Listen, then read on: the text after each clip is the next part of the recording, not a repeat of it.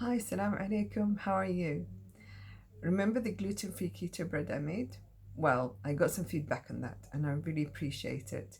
Um, I've redone it. It's a lot clearer and I hope much easier to follow. Thank you. So we have the 7 eggs and we have 200 grams of almond flour. It should be fine almond flour for baking. 1 tablespoon of coconut oil. The last time I mentioned 2 tablespoons, but I realized I only need half of that, so there's the one and it's melted. And 1 teaspoon of baking powder and half a teaspoon of xanthan gum. A pinch of salt because I'm using the Himalayan pink salt, which is a lot stronger. And I'm adding something today. I'm adding black seeds. They're called in English Nigella stevia.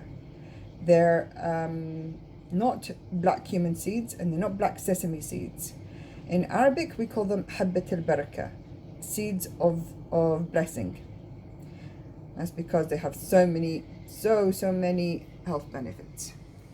So let's get started. Okay, so now we're going to beat the egg yolks, and they have to be very airy and frothy.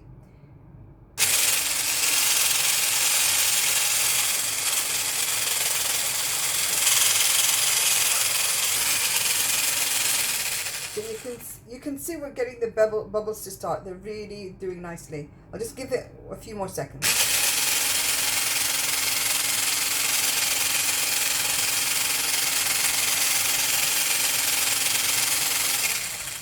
Okay. That takes an average of 30 seconds, 40 seconds to do. Now I'm going to fold in the butter. Around there, fold in the butter, mix in the butter. So slowly stir in the butter.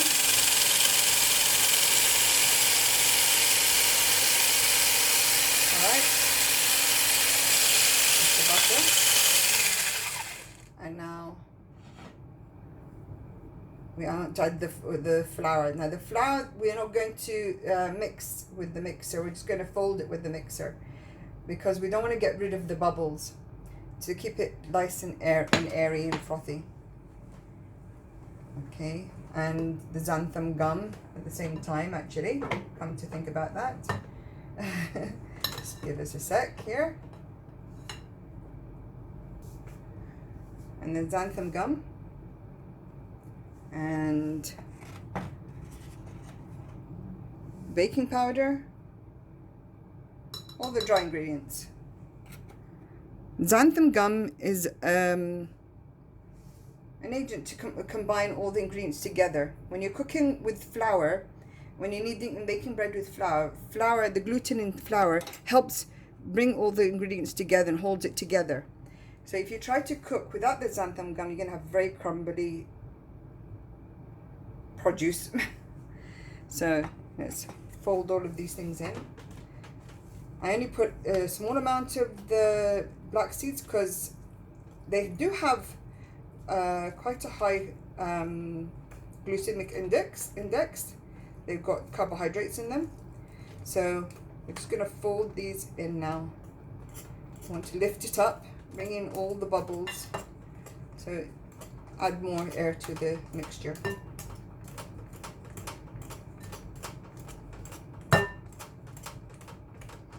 So that's a total of 1 minute mixing.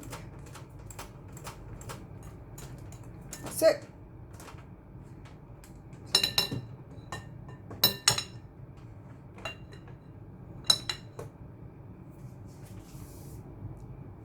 So here you can see I've got the batter ready. I've got the greaseproof paper ready. So I'm just going to get a bit of kitchen paper and soak that with the coconut oil. And give that a good greasing around here.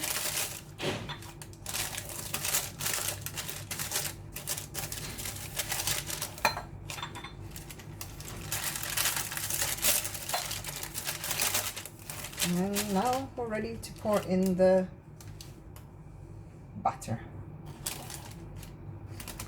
Make sure it stays right there. Pour that in.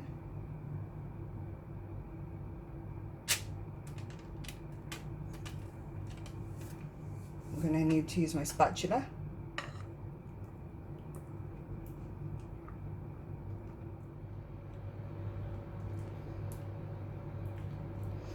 You need to have your oven preheated at 180 degrees.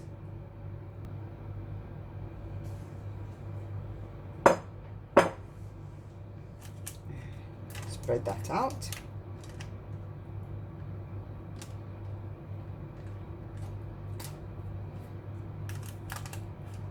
And there we go. Now just put that in the oven. So now we have the bread in the oven, and inshallah it will come out lovely like it did before, and maybe even better with black seeds in. Here in Abu Dhabi, in the United Arab Emirates, it is quite hot. It's humid, but I have to get out for my vitamin D, so what a better time to drink my coffee in. Cheers, as they say. Black coffee, sticking to keto. I don't think you quite can see it right there, but it's black, I promise you. Anyhow. Nice. The keto bread is in the oven, and it still needs about another 25 minutes roughly. So I thought I'd come and sit out here and talk to you. Yeah, the xanthan gum, it's an agent for combining the stuff, like I said. And the black seeds were just to give the bread a bit of flavor.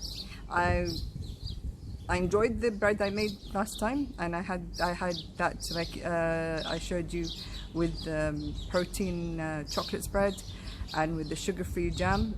I really enjoyed those actually. And just waiting for the bread now to come out of the oven. Alhamdulillah, that's how the bread came out. Very nice. See there? Beautiful. Still very hot. See? Perfect. Thank you.